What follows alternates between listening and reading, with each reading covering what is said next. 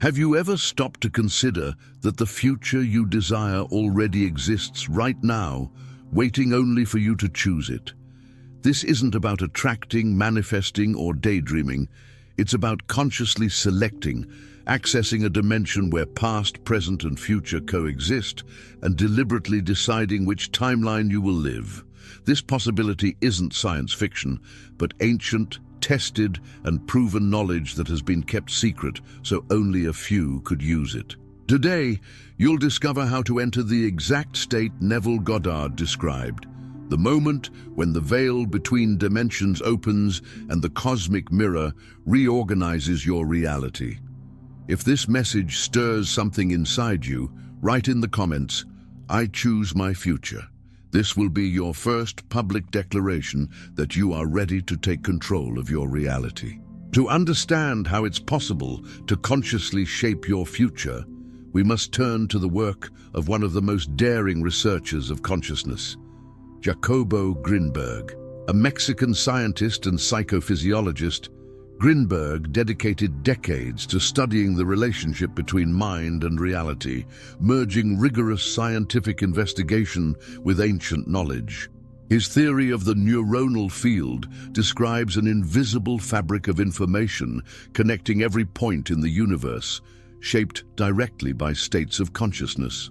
For him, the reality we perceive is not fixed, but a dynamic projection of our own mental structures. This vision aligns with Neville Goddard's teachings, who back in the 1940s documented practical methods for accessing the so-called fourth dimension, a plane where all possible futures coexist and from which we can select the one we want to experience. Today, quantum physics is beginning to confirm that linear time is an illusion and that consciousness can indeed influence the organization of events. Combining Grinberg's scientific rigor with Goddard's practical clarity, this video will reveal a precise method to access this dimension, dissolve the programming that keeps us limited, and activate the innate ability to deliberately create our own reality. The greatest limitation of the common human mind is believing that reality is only what the senses perceive. This belief creates an invisible prison because it ignores the fact that what we call reality is only a fraction, a cross-section of something much greater. To understand how to consciously access the fourth dimension and shape the future, we must first grasp the architecture of dimensions. The first dimension is the pure point, existence without relation, consciousness in a potential state but without form or interaction. The second dimension arises when 2 points connect, creating lines and surfaces. Imagine living forever on a sheet of paper, unable to perceive height or depth. The third dimension adds that depth, where our physical experience occurs. Here, we interact through the 5 senses, moving in 3-dimensional space, yet still enslaved to a linear perception of time, past, present, and future as an unchangeable sequence. This limitation holds the great illusion. The fourth dimension is not some unreachable mathematical or mystical fiction. It's a real field, accessible through consciousness, where all moments exist simultaneously. Past, present, and future are not lined up. They coexist like different frequencies of the same spectrum. Just as the second dimension is merely the shadow projected by the third, our 3-dimensional reality is just the shadow of a broader space-time. Neville Goddard demonstrated through direct experimentation that human consciousness possesses a faculty capable of crossing this dimensional limit, conscious imagination directed by will. When used specifically, it allows us to inhabit a future state as if it were present, connecting with a version of reality that already exists in the 4-dimensional field. This view is supported by quantum physics, which shows that the observer influences particle behavior and that time, at a fundamental level, is not a straight line, but a simultaneous whole. Understanding this reveals that we don't create something from nothing. We simply select from infinite possibilities already in existence, the experience we wish to live. The challenge lies in breaking sensory conditioning. What ancient texts called the carnal mind, the one that accepts only what it sees, touches, and measures, prevents perception of a wider reality.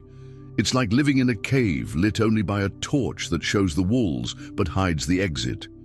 Developing spiritual vision means detaching from dependence on the physical senses and training the mind to feel as real what has not yet physically manifested. When we understand the dimensional structure, it becomes clear that we are not prisoners of time, but sleeping dimensional travelers. Accessing the fourth dimension requires no machines or external portals. Only the ability to guide consciousness beyond linearity and sustain, with conviction, the internal experience of the desired state. The reality you live every day is not an independent stage where events unfold randomly. It is, quite literally, a cosmic mirror, a perfect reflection system that reproduces in the external plane what you persistently sustain internally. There is no judgment, preference, or morality in this mechanism. The mirror doesn't decide whether what you project is good or bad, useful or destructive. It simply returns, with mathematical precision, the image you hold. This understanding is transformative because it eliminates the idea of external forces controlling your destiny. It's not a separate God choosing which blessings or trials you will receive. The quantum field, the whole, the universal consciousness, whatever name you prefer, acts like a polished, neutral surface, reflecting back exactly who you are being in the moment. The problem is that most people project onto the mirror unconsciously. Automatic thoughts, habitual fears, and inherited beliefs become the dominant image the mirror reproduces. This is how someone, without realizing it, maintains a cycle of lack, conflict, or limitation for years or decades. And because the reflection confirms what was already believed, the cycle feeds itself, creating the illusion that things are just this way and can't change. Neville Goddard emphasized that assuming the state of the wish fulfilled is the key to changing the reflected image. This means internally adopting the feeling and conviction that you already are, have, or live what you desire, even if the senses say otherwise. When this new internal image becomes dominant and emotionally charged, the cosmic mirror has no choice but to reorganize all external circumstances to match it. Jacobo Grinberg would add that this reorganization is not magic, but the result of interaction between consciousness and the neuronal field, the information matrix that sustains physical experience. Changing your mental structure changes how this field configures itself around you, influencing not only your actions, but also the behavior of people and events that cross your path. The most powerful and most challenging aspect of this law is the total responsibility it implies. If what you see is the reflection, there's no point in trying to change the reflection without changing the original image. It's like trying to alter your appearance by only adjusting the mirror. Transformation begins within, with the discipline to cultivate the mental and emotional image of the desired state until it becomes more real to you than your current situation. When you internalize this principle, you realize you were never trapped by circumstances. The mirror has always been waiting for a new image to reflect. The question is, which image are you willing to sustain until the world is forced to return it to you? Desire, far from being a whim of the mind, is the fundamental engine of all conscious creation. Without desire, there is no movement, action, or transformation. It's the inner impulse that connects your consciousness to a specific version of reality already existing in the fourth dimension. When a true desire arises, deep, persistent, and impossible to ignore, it's not just a wish, it's a sign that the experience is already available, waiting for your selection. The first step is to distinguish genuine desire from superficial impulses. Genuine desire stays alive even in the face of difficulty, criticism, or delay. It doesn't fade with passing distractions and, when remembered, reignites strong emotion. Superficial impulses, on the other hand, quickly lose strength because they have no deep roots in the identity you truly want to assume. But desire alone isn't enough. It needs sustained attention. Attention is the fuel that feeds the internal image until it solidifies in the cosmic mirror. The problem is that for most people, attention is scattered, oscillating between worries, distractions, and emotional contradictions.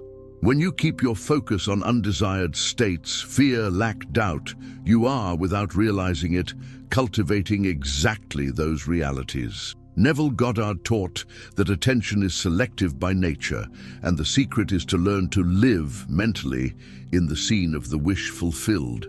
This is not about observing as a spectator, but actively participating in the internal experience. That means feeling, hearing, touching, and reacting as if the scene were already real. The more fixed your attention is on this state, the faster the quantum field adjusts to reproduce it externally. Jacobo Grinberg would reinforce that maintaining focused attention on a specific internal state creates changes in the neuronal field, reconfiguring patterns of perception and action. This internal alignment influences not only your conscious behavior, but also the subconscious, which begins to act as if that state were your natural life pattern. The most common mistake is giving more attention to external evidence than to the chosen internal reality. That's like planting a seed and digging it up every day to see if it's grown, an act that interrupts its growth. Discipline lies in keeping your inner focus even when nothing seems to be changing on the outside. When desire and attention unite, they create an internal magnetic field that attracts compatible experiences. This combination not only aligns your vibration with the chosen reality, but also invisibly reorganizes circumstances around you. Every step, encounter, or coincidence then begins to point toward what you decided to live. There's a specific time of day when access to the fourth dimension becomes exponentially easier, the hypnagogic state. It's the interval between wakefulness and sleep, when the body deeply relaxes and the conscious mind begins to shut down, making room for the subconscious. In this stage, brainwaves slow from beta, alert and rational, to alpha, and finally to theta, the same state dominant in the first years of life when we absorbed information without resistance. Neville Goddard called this moment the doorway to the world of the wish fulfilled.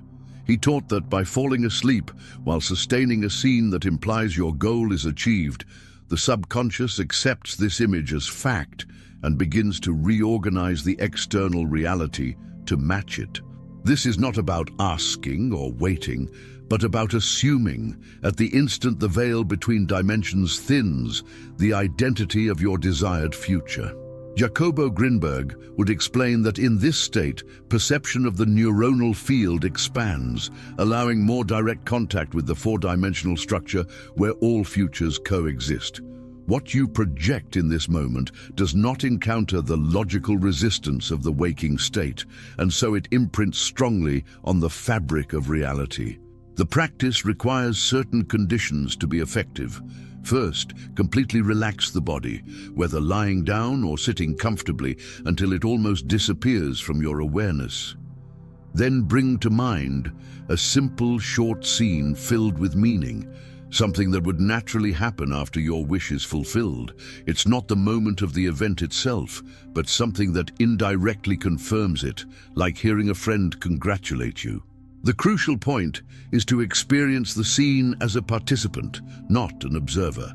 You must be inside it, using your imaginary senses to feel textures, hear sounds, perceive scents, and above all, feel the genuine emotion of already living this reality.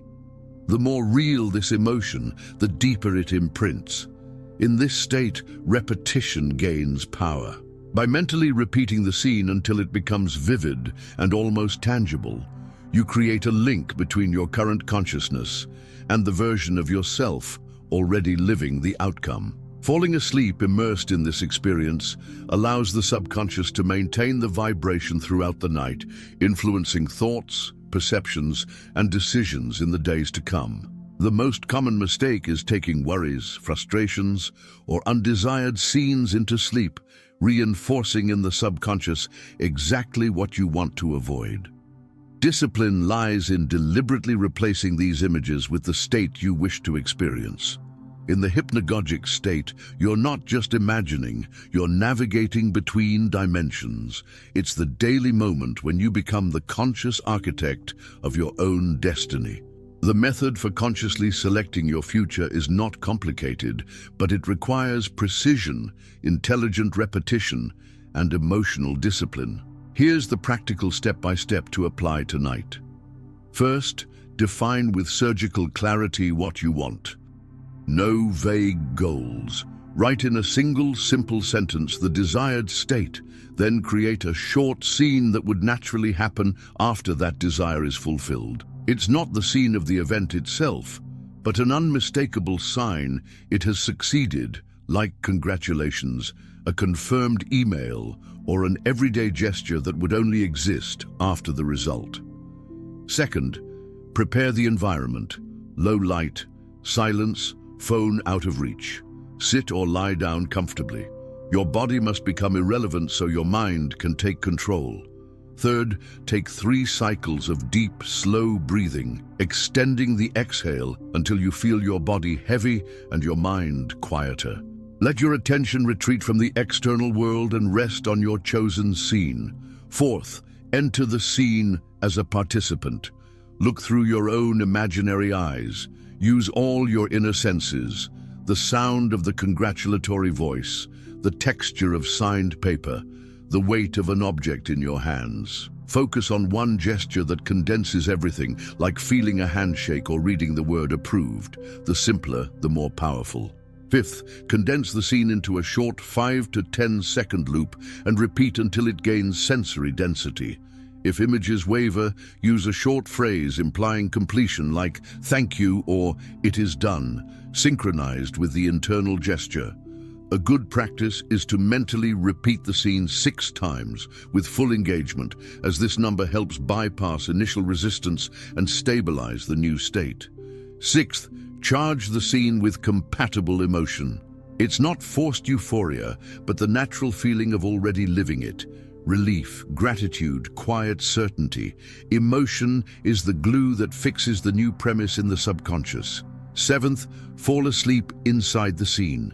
Don't break it to check anything. Let sleep come while you're still feeling the wish fulfilled. This is when the suggestion crosses the threshold and the neuronal field records the new configuration. Eighth, upon waking, take a few seconds to recall the scene and wear the corresponding identity again. Get up and move through the day in coherence with this state. Small, congruent choices act as markers keeping you aligned with the selected timeline. Ninth, repeat daily until objective signs begin to appear. They will come as synchronicities, invitations, ideas, people, and movements pointing in the exact direction.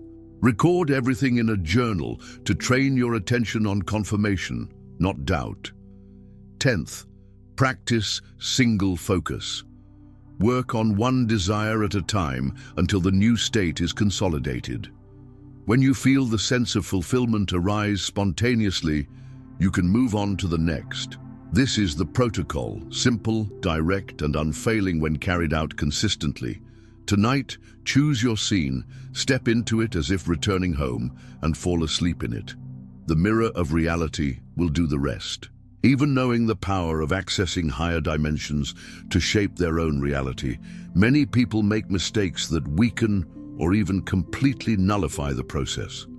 The good news is that all these mistakes can be corrected with awareness and deliberate practice. The first mistake is lack of clarity about the desire. Many enter the practice without defining exactly what they want, creating vague or contradictory images. The subconscious responds to specific instructions, not to hazy intentions. The fix is simple. Before starting, write objectively and succinctly the desired result as if it were already real, and always use that same wording. The second mistake is constantly changing the goal.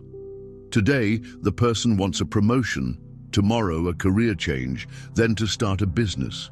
This continuous switching confuses the mind and prevents a single reality line from consolidating. The solution is to work on one desire at a time until it's firmly installed before moving to another. The third mistake is practicing with haste or impatience. Some treat the exercise as a mechanical task without truly connecting with emotion. The subconscious is not convinced by cold words. It is shaped by the emotional intensity tied to the mental image. To fix this, slow down. Breathe deeply, immerse yourself in the scene, and let emotion arise naturally. Another mistake is practicing in a negative emotional state. If you are anxious, irritated, or resentful, these frequencies can infiltrate the scene and contaminate it. Before starting, take a few minutes to calm yourself, listen to inspiring music, or breathe deeply to raise your vibration. There's also the mistake of trying to force manifestation. This creates tension and sends the subconscious the message that it's still far away. The right path is to feel as if you are already living the experience, allowing the external reality to adjust naturally without anxiety for immediate results. A frequent mistake is ignoring subtle signs. Many times, change begins with small synchronicities or disguised opportunities.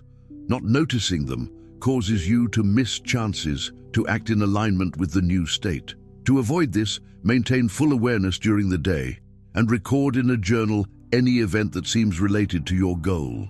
Finally, a critical mistake is stopping the practice too soon. The subconscious needs consistent repetition to consolidate a new identity or reality line. Quitting after only a few days is like planting a seed and not watering it before it sprouts. Commit to at least 21 consecutive days before evaluating results. By avoiding these mistakes, you ensure each session is a solid step toward the desired reality. Remember, the key lies not only in knowing the technique, but in applying it with focus, consistency, and unshakable trust in the process. Mastering dimensional selection requires a skill that, at first glance, seems paradoxical. Living fully in the current physical reality while continuously maintaining the awareness of already living the desired reality. It's what Neville Goddard described as mentally wearing, the state of the wish fulfilled and not taking it off, even if everything around you says otherwise. In practice, this means that during the day you carry out your normal tasks, talk, work, interact with people, but in the background, in your inner plane, you already see yourself as the version living the chosen reality. It's a kind of creative dual shift. On one hand, responding to present demands. On the other, remaining connected to the future line you've decided to experience. Jacobo Grinberg would explain that this is the stabilization phase in the neuronal field. At this point, your consciousness has already established the connection with the four-dimensional configuration of the chosen future. But the mind needs to keep that frequency active so the external reorganization can occur. The challenge is not to be pulled back into the old state by circumstances not yet transformed. This is where many give up, confusing persistence with self-deception. The difference is simple. In self-deception, you try to ignore reality. In persistence, you recognize what is before you, but consciously choose not to give it the final authority over who you are. You understand that the current reflection is the result of past states, and that the new reflection will come if you maintain the new internal image. A powerful strategy is to insert anchors into your day. Small triggers that make you remember and reactivate the chosen state. It could be an object in your pocket, a phrase on your phone, or even a discreet gesture symbolizing the wish fulfilled. These reminders help keep the internal frequency alive even during the busiest hours.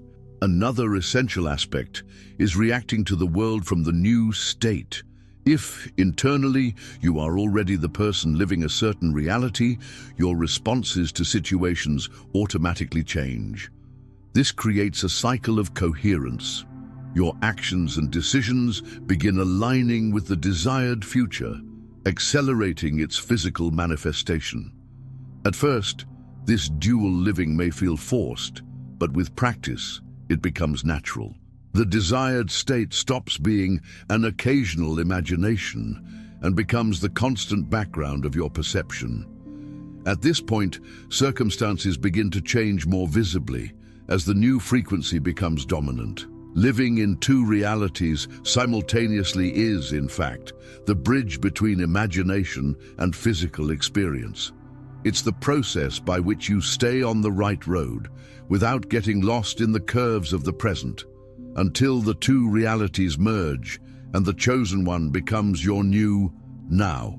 Now that you know the real mechanism behind conscious creation and have learned to access the fourth dimension to select the future you desire, the responsibility is entirely in your hands. This is no longer just an idea to be admired intellectually. It's a practical tool that demands application. Tonight, before you sleep, choose a single desire. Mentally build the scene that confirms its fulfillment and step into it as an active participant. Feel it, breathe it, live it until you fall asleep completely immersed in it. Repeat this process night after night, without haste, without anxiety, maintaining the quiet conviction that the universe is already reorganizing to match your new internal state. During the day, keep anchors and reminders to sustain the chosen state, even when circumstances have not yet reflected the change. The external world is only the delayed reflection of what you project internally. If this content made sense to you and awakened in your mind the certainty that you can consciously create your destiny, subscribe to the channel and share this message. And write in the comments, "I consciously choose my future." This declaration will be your first public act of taking authority over your own reality.